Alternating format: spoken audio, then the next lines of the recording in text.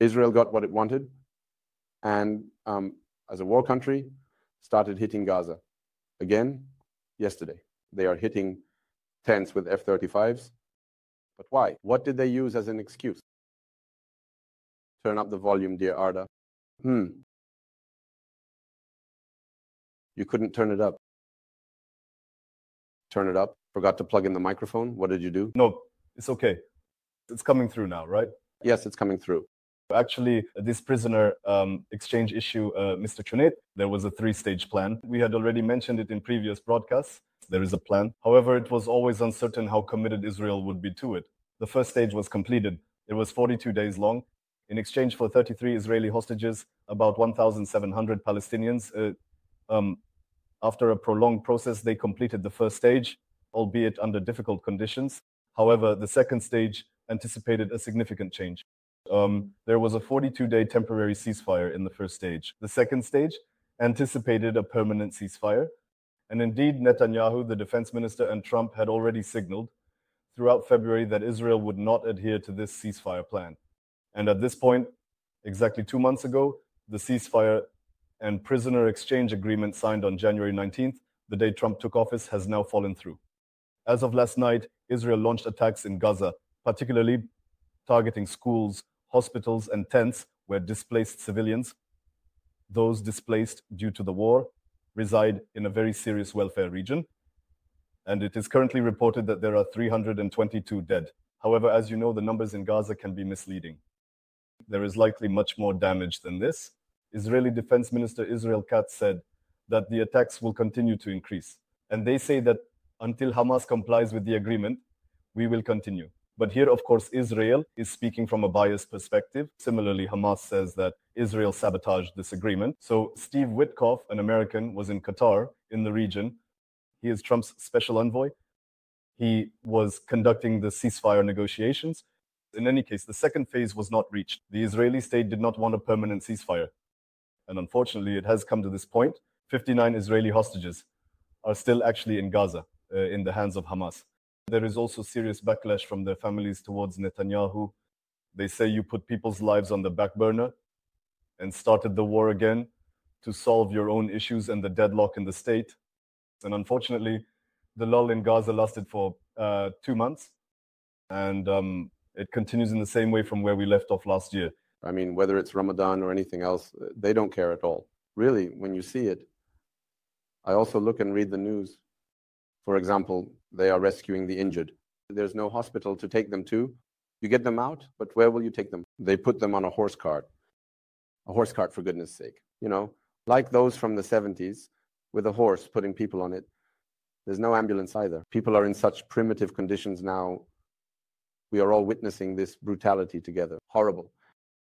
Mr. Cüneyt, we should also add this. Of course, as we've always discussed, it's not just a single front, not just Gaza. We made a map. We can bring it up on the screen. We mentioned yesterday America was striking the Houthis in Yemen, the Iran-backed Houthis. Yesterday, Israel, in parallel with Gaza, also struck the Deraa region in the south of Syria. Where is this place? It's the Golan Heights, the land that Israel actually entered years ago. And after Assad's fall, they made some progress and came within about 25 kilometers of Damascus. Israel's airstrikes continue in the Deraa region, which is immediately east of this area, in the southernmost part of Syria. Here we know that Israel is conducting these attacks under the pretext of ensuring the security of the Golan Heights. However, in the absence of Assad, and with the new Syrian government not fully controlling the Druze communities there, we know that Israel actually has its eyes on these lands as well. We added an Iranian ship at the bottom there. It is said that America, on the other hand, struck and sank the Zagros ship, which belongs to Iranian intelligence and is one of the strongest ships of the Iranian Navy, while it was navigating in the Red Sea. It is not yet a fully verified source, but there are images of it. We can bring them. So it's true that the ship sank. Did the US do this, or was it Israel, or perhaps the US warships in fighting with the Houthis? It has not been confirmed yet. However, the attack on Iran continues from all sides. So in Yemen, Iran, Syria, and Gaza, let's say this Israel-US war partnership continues to fight on 4 fronts simultaneously. Of course, when we look at this from a historical perspective, let's not forget that Israel is a country established through war from nothing, and this war will never end. I mean, remember when they used to say, we will take Gaza? Trump, this is the image I'm talking about. Can you look at this image? It breaks one's heart. They are transporting people with a horse cart. It's a pity. The injured, I mean. So these are images from the year 2025. It's inhumane, really. We went to Gaza, we saw it, we reported on it about 10 years ago. It was already in a very difficult situation. It was already a country, a city, where scarcity existed. Now, even scarcity no longer exists, really. Look, in which century can you see something like this, friends? They transport the wounded like this. I said a horse cart, I overstated it. They transport them with a donkey cart, really. Now, as I was saying earlier, Israel is a country born out of war, existing through war and growing in war, a country with a population of 7 million. Currently, it is reshaping the Middle East. When Netanyahu entered this war, he said, we will redraw the borders of the Middle East. When Trump came in, he released a ridiculous video and said, we will take Gaza. There, Netanyahu and Trump have built a hotel, and they are drinking by the pool. There, Elon Musk is wandering around doing who knows what. Then Trump took a step back. He said, oh no, we won't do such a thing. Then he took a step forward. No, he said, we won't allow that there. That place will become a holiday resort. I mean, is there a holiday resort in the world written with so much blood? But it seems that what Trump said, in fact, it was first brought up by Trump's son-in-law. This beach isn't very beautiful, is it? It's really very beautiful. I mean, it's a magnificent seaside. It kind of resembles Beirut when you look at it. And they are implementing their decisions in this way. By hitting and hitting, they are intimidating. They are doing this as an intimidation tactic, and they are progressing in this way. Now, there are other interesting things happening in the United States. One of them is this funny Statue of Liberty debate. What is this debate? Where did it come from, Arda? It's an interesting debate.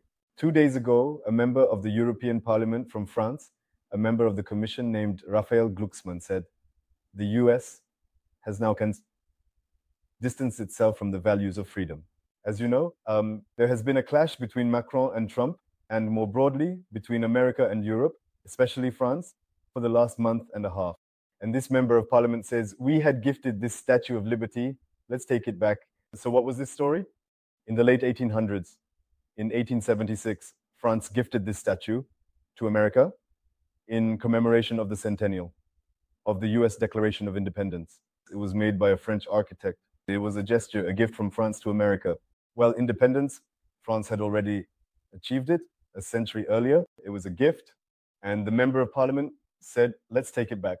Yesterday, the White House spokesperson, Caroline Leavitt, responded with a much more interesting statement and said, my response and suggestion to this low-level French parliamentarian is to remind them of this. If it weren't for us, they would be speaking German right now, she said. In other words, she referred to World War II and said that if America hadn't come to France's aid and joined the war, the French would be speaking German now. So I think they should be thankful instead of getting involved in such matters. She said, White House spokesperson Caroline Leavitt, well, that statue isn't going anywhere anyway. I couldn't quite imagine how it would go. I don't know, can you? But even over this symbol, America and Europe are currently debating. It's truly a brand new conjuncture. But this woman is interesting, you know? This press spokesperson is a young woman. She's very articulate. I mean, well, that's interesting too, you know? By the way, look, there's an interesting letter. The president of Mexico, Claudio Sheinbaum, wrote a letter to Trump and Elon Musk. Did you hear about it? A friend of mine just sent it to me. That's how I saw it. It says, Dear Americans, it says. It's a very interesting letter. It says, geographical knowledge is incorrect. It says, you think, it says, the entire continent is your country, it says. And it says, you have elected a man who is building walls here, it says. There are 7 billion people living outside, it says. 7 billion consumers outside of you, ready to switch their iPhones to Samsung or Huawei for 42 hours. They can wear Zara or Massimo Dutti instead of Levi's. Within 6 months, they can stop buying Ford and Chevrolet and technically choose other vehicles, it says. And they can stop entering Disney, it says. The trade ship in Mexico can go to Canada or Europe, it says, instead of you. It also says you see yourself as something. You think you're something unique, but we know much more than you think. And there are 7 billion consumers. May it bring you ease, it says. That's also an interesting thing. I don't know if the letter is true, but it's an interesting statement.